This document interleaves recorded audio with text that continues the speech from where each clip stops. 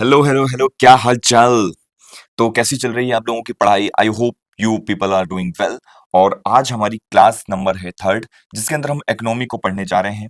और आज का टॉपिक आप लोगों ने देख लिया होगा, क्या होगा? GDP, gross domestic product. Yes, बहुत ही इजी टॉपिक है बट बहुत ही ज्यादा इंपॉर्टेंट टॉपिक भी है। पर कुछ लोग इसे बहुत ज्यादा ही हल्के में ले लेते हैं। उनके लिए आज का लेक्चर बहुत बड़ा सबक होने वाला है, क्योंकि यहाँ पे ऐसे ऐसी चीजें निकाल के लाऊंगा मैं जीडीपी के अंदर, जहां पे एग्जामिनर आपको फंसा सकता है। तो सब कुछ लेके आने वाला हूं। इस लेक्चर को लास्ट तक देखना है, ध्यान से देखना है, नोट्स बता बनाते चलना है। आप अपनी कॉपी पेन लेके साथ में बैठिए, तभी इस लेक्चर को देखिए। अदरवाइज आप वो क्वालिटी को रिगेन नहीं कर पाएंगे। हाँ, ऐसा कर सकते हैं कि एक बार अगर आप कहीं ट्रेवल कर रहे हैं, कहीं जा रहे हैं, आ रहे हैं, तो आप एक बार लेक्चर को थोरली सुन लीजिए, जिससे आपके कॉन्सेप्ट्स जो हैं क्लियर हो जाएँ, दिमाग में बैठ जाएँ। सेकंड टाइम जब आप इस लेक्चर को देखें, तो आप उसे नोट्स ज़रूर बनाएँ। बहुत इंपॉर्टेंट रोल प्ले करेगा नोट्स आपकी प्रिपरेशन में। मैंने आप लोगों के लिए नोट्स बना के रखे हैं। तो आप में से कौन मुझे बताएगा कि जीडीपी क्या होता है? What is GDP? If I am saying GDP, gross domestic product, भाई सर हमने सुना था this is gross domestic product. This is called the GDP. ये सिंपल सी डेफिनेशन आज तक आपने बहुत सुनी होगी। फिर आपने क्या सुना होगा? आपने सुना होगा जीडीपी का एक डेफिनेशन। बताइए, कौन बताएगा जीडीपी की डेफिनेशन मुझे? What is GDP? The total final goods, हम लिखते हैं ना, आप लिख सकते हैं, मेरे साथ लिख सकते हैं, the total final goods, only goods और services also, services also, the final goods and services, जितनी भी गुड्स और सर्विसेज किसी भी इकोनॉमी के अंदर प्रोड्यूस होता है in a financial year is called the GDP. The total final goods and services produce in a financial year.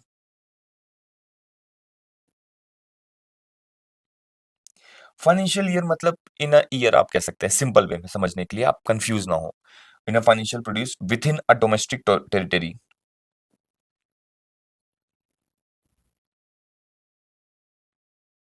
Within domestic territory is called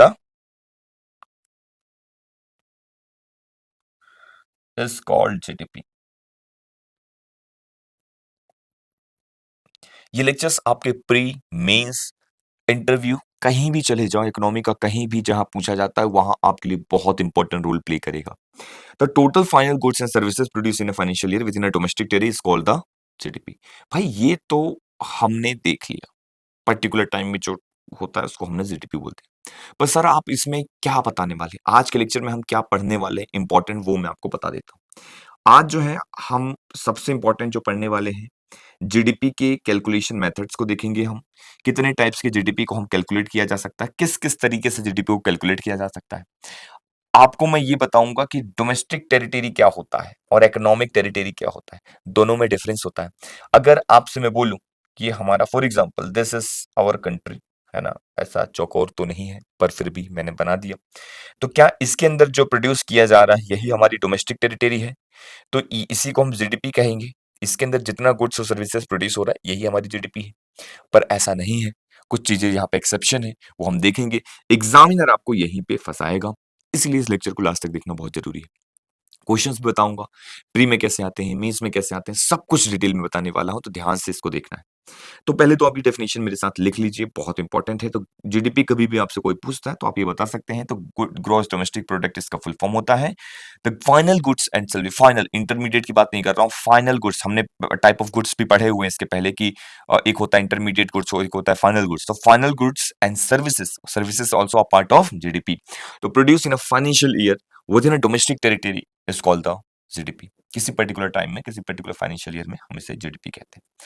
अच्छा, आगे बढ़ने से पहले मैं आपको बता देना चाहता हूं, डोमेस्टिक टेरिटरी, जिसको हम इकोनॉमिक टेरिटरी भी कहते हैं, और ज्योग्राफिकल और पॉलिटिकल टेरिटरी, इन दोनों में क्या डिफरेंस है? जनरली लोग सोचते हैं कि जो ज्योग्राफिकल टेरिटरी होता है वही हमारी डोमेस्टिक टेरिटरी होती है। अभी ये नाम आप पहली बार सुन रहे होंगे, डोमेस्टिक टेरिटरी का। अगर ये हमारा प्यारा भारत, अभी ऐसा समझ लीजिए, ये हमारी कोई कंट्री है, फॉर एग्जाम्पल XYZ, हमारा प्यारा भारत है ना, आप ऐसा मान सकते हैं। ये कंट्री है, ठीक है? तो ये कंट्री की बाउंड्री बना दी मैंने। तो आप बोलेंगे सर इस बाउंड्री के अंदर जितनी भी क्या हो रहा है? गुड्स प्रोड्यूस हो रहे हैं, जितने भी गुड्स प्रोड्यूस हो रहे हैं, जितनी भी सर्विसेज हो रही हैं, उन सबको ऐड कर लीजिए। वही सब फाइनल गुड्स एंड सर्विसेज आपकी क्या होगा? जीडीपी होगी। और ये यूपीएससी का सबसे बड़ा ट्रैप है बच्चों, ट्रैप है। This is not the domestic territory. The concept of domestic territory is far behind the geographical और पॉलिटिकल टेरिटरी। ये आपकी, ये जो अगर आपने सर्कल बनाया है, ये जो कंट्री की बाउंड्री है, ये क्या है? ये आपका ज्योग्राफिकल टेरिटरी है। ज्योग्राफी, जहां पे आप रहते हैं, ज्योग्राफिकल टेरिटरी। पॉलिटिकल टेरिटरी क्या होता है? जहां पे आपकी पॉलिटिक्स चलती है, जहां पे इलेक्शंस हो रहे हैं, जहां पे आपकी पावर चल रही है, वो पॉलिटिकल टेरिटरी होता है। वो एरिया जो बाउंड्री होती है वो पॉलिटिकल टेरिटरी, मतलब मेरा जो संविधान है कहां कहां लागू हो रहा है, मेरा जो कॉन्स्टिट्यूशन है, इंडिया का कॉन्स्टिट्यूशन कहां कहां लागू हो रहा है, यहां यहां लागू हो रहा है। हमारे रूल्स एंड रेगुलेशन, हमारे लॉज कहां कहां एप्लीकेबल हैं, इस टेरिटरी के अंदर है। पाकिस्तान में तो नहीं है, चाइना में तो हमारे रूल्स और रेगुलेशन नहीं लागू होंगे, नहीं होंगे ना।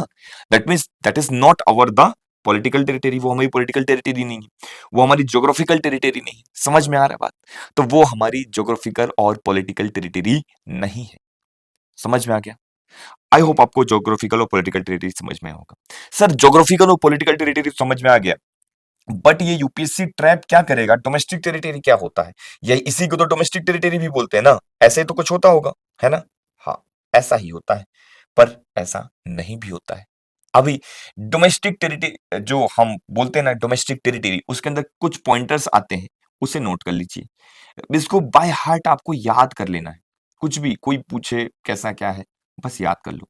बहुत इंपॉर्टेंट है, समझना भी है और याद भी करना है। पहला पॉइंट ये आपको याद रखना है कि जो पॉलिटिकल फ्रंटियर्स ऑफ कंट्री, मतलब जो भी मैंने आपको बताया कि दिस इज आवर कंट्री और ये कंट्री की पॉलिटिकल टेरिटरी है, तो पॉलिटिकल टेरिटरी तो इंक्लूड होगा ही होगा, उससे तो आप गलती से भी बाहर मत कर देना।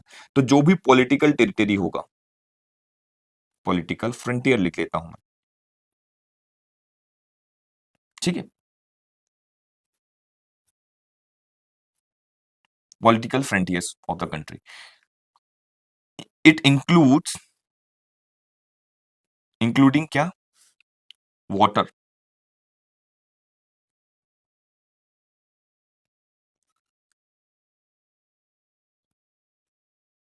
Including the water, including territorial water, very important.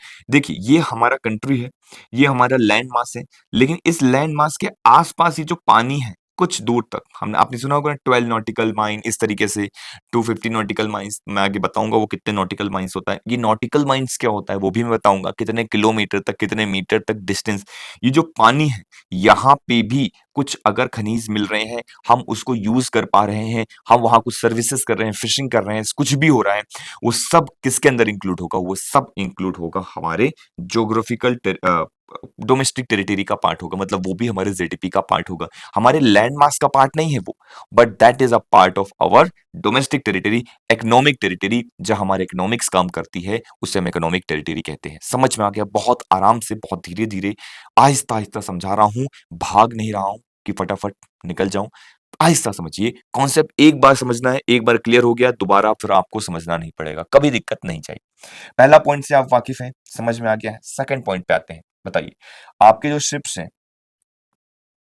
आपके एयरक्राफ्ट्स हैं, ठीक है? आपने देखा होगा ना, शिप्स हो गए, एयरक्राफ्ट्स हो गए, ये सब के सब, ये सब के सब वेरी इंपॉर्टेंट रोल प्ले करते हैं आपकी जो दो जगह पे। फॉर एग्जांपल आपने बोला एयरक्राफ्ट, अभी एयरक्राफ्ट जो है, एक अगर एग्जांपल लूं, ऐसा समझिए, इंडिया है, यहां से ओरिजिन हुआ एयरक्राफ्ट, एयर इंडिया यहां से फ्लाइट लेके आप यूएसए जा रहे हैं, आप यूएसए गए, आप जब यूएसए गए इंडिया से, तो क्या हो गया?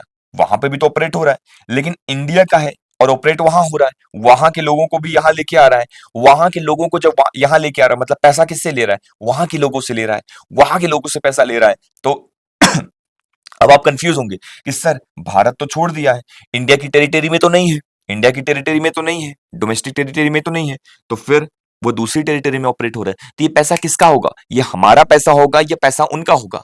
एग्जैक्टली ये हमारा पैसा होगा। ये जीडीपी के अंदर calculate, this calculate under the GDP. मतलब जो एयरक्राफ्ट वगैरह हो गए, शिप्स हो गए, और रेसिडेंट जो दो कंट्री के अंदर होते हैं, जैसे air India services different countries के अंदर होते हैं, ये सब कुछ हमारे यहाँ पे इंक्लूड किया जाएगा। It includes in GDP, includes in GDP. समझ में आ गया? अगर इंडिया का ओरिजिन है तो।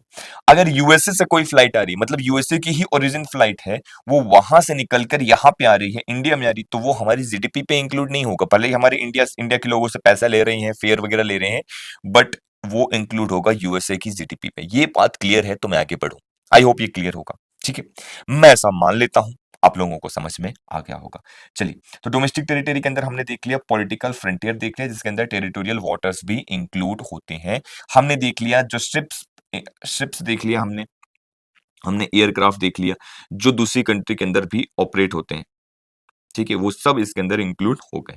थर्ड नंबर पे हम क्या देखेंगे, वेरी इंपॉर्टेंट, फिशिंग वेसल्स। जो फिशिंग वेसल्स होते हैं, ऑयल्स वगैरह हम लाते हैं, नेचुरल गैसेस हमें मिलती हैं। ठीक है, जो ये सब होता है, ये सब कुछ इंडिया के अंदर जीडीपी के अंदर इंक्लूड होगा। अगर हम बाहर से ये चीजों को कर रहे हैं तो वो हमारे इंडिया के अंदर इंक्लूड होगा। टेरिटोरियल वाटर के अंदर हमें मिल रहा है हमारे, तो वो हमारी, अगर ये हमारा यहाँ पे वाटर पे मिल रहा है, हम यहाँ से खनिज पदार्थ ले रहे हैं, नेचुरल गैसेस को ले रहे हैं, ये चीजों को ले रहे हैं, फिशिंग वगैरह कर रहे हैं, वेसल्स ले रहे हैं, वो सब हमारे डोमेस्टिक टेरिटरी के अंदर इंक्लूड होगा, मतलब वो हमारे जीडीपी के अंदर इंक्लूड होगा। ये आपको क्लियर हो गया होगा। सबसे इंपॉर्टेंट, एम्बेसी। एम्बेसिस, एम्बेसिस क्या होता है? आपने सुना होगा ना, दूतावास, एम्बेसी। इंडिया की एम्बेसी दूसरी दूसरी जगह पे है, आपको पता होगा। यूएसए के अंदर इंडिया की एम्बेसी है, हर एक कंट्री के अंदर इंडिया की एम्बेसी, जो मेन मेन कंट्री वहां पे इंडिया की एम्बेसी है। तो जो एम्बेसी है, ये हमारा प्यारा भारत है, और ये समझ लीजिए यूएसए है, दिस इज यूएसए। यूएसए के अंदर एक छोटा सा हमको एक बिल्डिंग मिल गई है जहां पे इंडिया की एम्बेसी है। वहां पे इंडिया से रिलेटेड काम होते हैं, यूएसए और इंडिया के रिलेशन को देखे जाते हैं, और बहुत सारी चीजें होती हैं। वो एम्बेसी किसका पार्ट होगा? इंडिया का पार्ट होगा या यूएसए का पार्ट होगा? उसके अंदर कुछ भी खर्चा हो रहा है या चीजें हो रही है, वो किसका पार्ट होगा, ये बताइए। किसी दूसरी कंट्री के अंदर लोकेट है, बहुत सोचिए ना, इतना घुस के कभी कोई जीडीपी नहीं समझाया होगा। ये पार्ट होगा इंडिया का। Yes, this is also a part of India. तो इंडिया की एम्बेसी कहीं पे भी हो, पाकिस्तान के अंदर भी हो, तो वो पार्ट होगा इंडिया का। अगर इसको रिवर्स करते हैं, अगर यूएसए की एम्बेसी इंडिया के अंदर है, सोचिए, अगर यूएसए की एम्बेसी इंडिया के अंदर है, अगर पाकिस्तान या चाइना ले लीजिए, जापान ले लीजिए, किसी भी कंट्री की एम्बेसी इंडिया के अंदर है, तो वो इंडिया की जीडीपी के अंदर कैलकुलेट नहीं होगी, वो उनके खुद की जीडीपी के अंदर कैलकुलेट होगी। वो पर्टिकुलर एरिया एक तरीके से उनका है, ऐसा हम मान लेते हैं। जैसे हमने मान लिया कि उनकी कंट्री के अंदर जो हमारी एम्बेसी है, तो वो हमारा पार्ट है, उसके अंदर जो भी इकोनॉमिक एक्टिविटी हो रही है, वो हमारी वजह से हो रही है, वो हमारा है, वो it is a part of GDP. Confuse नहीं होना है। जब यूपीएससी या कोई अदर एग्जाम टफेस्ट क्वेश्चन पे जाते हैं, तो ऐसे क्वेश्चन को घुस के पूछेंगे। इसके बाद कभी भी जीडीपी आपको परेशान नहीं करेगी, ये मैं ऐसा आशा कर सकता हूं। समझ में आ गया? ठीक है, तो अगर डोमेस्टिक टेरिटरी की डेफिनेशन लिखने के लिए आपको आए, तो ये पॉइंटर्स आप इंक्लूड करेंगे। क्या इंक्लूड करेंगे? Domestic territory of India is, या फिर domestic territory is may be defined as political frontier of the country which includes its territorial water, ships, aircraft, fishing vessels, oil, natural gases, सब operated by the resident of the country, embassies, consultant located in the abroad, embassies, और हम इसमें consultant भी लिख देते हैं, ये भी इंडिया का पार्ट होता है। Consults located in abroad, this all are the part of GDP, this all are a part of GDP। तो this is GDP। लोग बोलते हैं, जब जीडीपी की डेफिनेशन लिखते हैं, क्या बोलते हैं? The total final goods and services produce in an economy in a particular year is called the GDP. वो डोमेस्टिक टेरिटरी लिखना भूल जाते हैं, जो कि बहुत इंपॉर्टेंट पॉइंट है। जब आप डोमेस्टिक टेरिटरी को मेंशन करेंगे, यकीन मानिए आप लोगों से अलग हो जाएंगे, बेहतर हो जाएंगे, बहुत अलग ही आपको समझ में आएगा कि अरे सर समझ में आ गया। तो आई होप जीडीपी आपको कैलकुलेट हो गया होगा। होगा, समझ में आ गया होगा। इसको कैलकुलेट करने के कितने पार्ट्स हैं? जीडीपी को कैलकुलेट करने के 3 तरीके होते हैं। The product value method, the expenditure method and the income method. तीनों को हम बारी बाय बारी देखेंगे, इन डिटेल में देखेंगे हमारे नेक्स्ट लेक्चर में। मैं इसलिए छोटा रख रहा हूँ कि मैं चाहता हूँ कि अब हम लेक्चर्स की लेंथ को बहुत छोटा-छोटा रखें, जिससे आपको ईज़ी पड़े समझने में और पढ़ने में। चलिए, ठीक है? नेक्स्ट लेक्चर में हम ये तीनों को देखेंगे। इसको आप अच्छे से रिवाइज़ कर लीजिए, जीडीपी क्या होता है, लेक्चर को शेयर कर दीजिए, हर जगह इसको फैला दीजिए। Thank you very much for the discussion.